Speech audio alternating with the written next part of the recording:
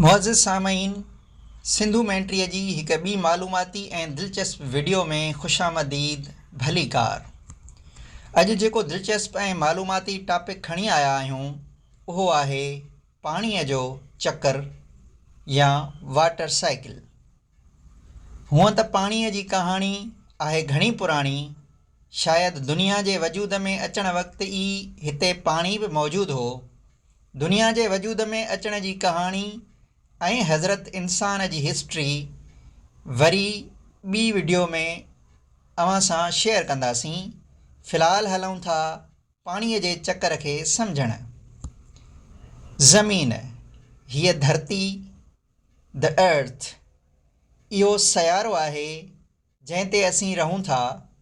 उनखे blue planet, नीरो सयारो बि चयो वञे थो, छो त हिन प्लेनेट जो 3/4 हिसो पाणीअ सां ढकियल रहे थो। पाणी ज़िंदगी आहे। उन पाणीअ जे करे ई धरतीअ जे हिन गोले ते ज़िंदगीअ जो वजूदु आहे। धरतीअ ते मौजूदु पाणी समूरी दुनिया जो सिर्फ़ु ऐं सिर्फ़ु 3% हिसो फ्रेश वाटर यानी ताज़ो पाणी आहे ऐं उन जो अध खां बि घटि यानी 1.2% पाणी पीअण लाइक़ु आहे। हाणे ज़ाहिर आहे त इहो पाणी हिन धरतीअ ते हज़ार साल खां मौजूदु आहे, त पोइ फ्रेश कीअं थियो?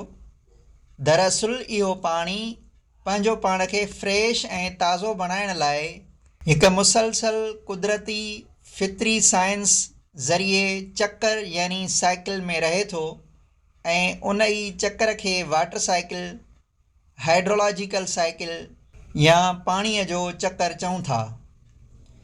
हाणे अचो त उन वाटर साइकिल जी साइंस खे आसान लफ़्ज़नि में सम्झूं।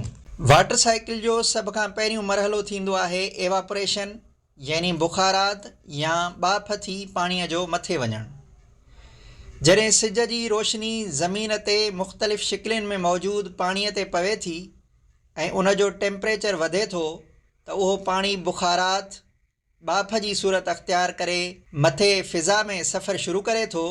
उन सॼे अमल खे बुखारात या एवापोरेशन चइजे थो। उन खां पोइ ॿियों मरहलो कंडेंसेशन आहे। जीअं ई पाणीअ जा बुखारात मथे हिकु ख़ासि टेम्परेचर ते पहुचनि था त उहे थधा थी ककरनि जी सूरत अख़्तियार कनि था। उन अमल खे कंडेंसेशन चयो वञे थो।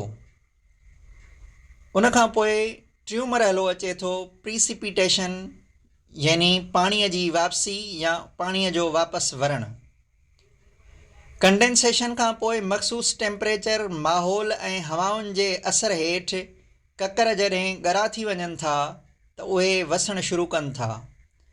मैदानी ऐं हेठाहनि हंधनि ते उहे मींहं जी सूरत में वसनि था, जॾहिं त मथाहनि ऐं जाबलू इलाइक़नि में उहे बर्फ़ जी सूरत में स्नोफॉल कनि था ऐं कॾहिं कॾहिं बर्फ़ जे वॾनि गोलनि जी सूरत में कंहिं बि हंधि ॻड़नि वांगुरु पिणु वसनि था। उन सॼे अमल खे पाणीअ जो फ़िज़ा मां वापसीअ वारो अमल यानी प्रीसिपिटेशन चयो वञे थो। वापसीअ खां पोइ पाणीअ जो जमा थियणु। जीअं त पाणीअ में पंहिंजी जाइ ठाहण ऐं हालतुनि मुताबिक़ शेप अख़्तियार करण जी सलाहियत हूंदी आहे, तंहिं करे वक़्तु, हालत, माहौल ऐं गर्मी पद मुताबिक़ बर्फ़, ग्लेशियर, नदियूं, नाला, वॾनि दरियाहनि वारा रस्ता अख़्तियार कंदो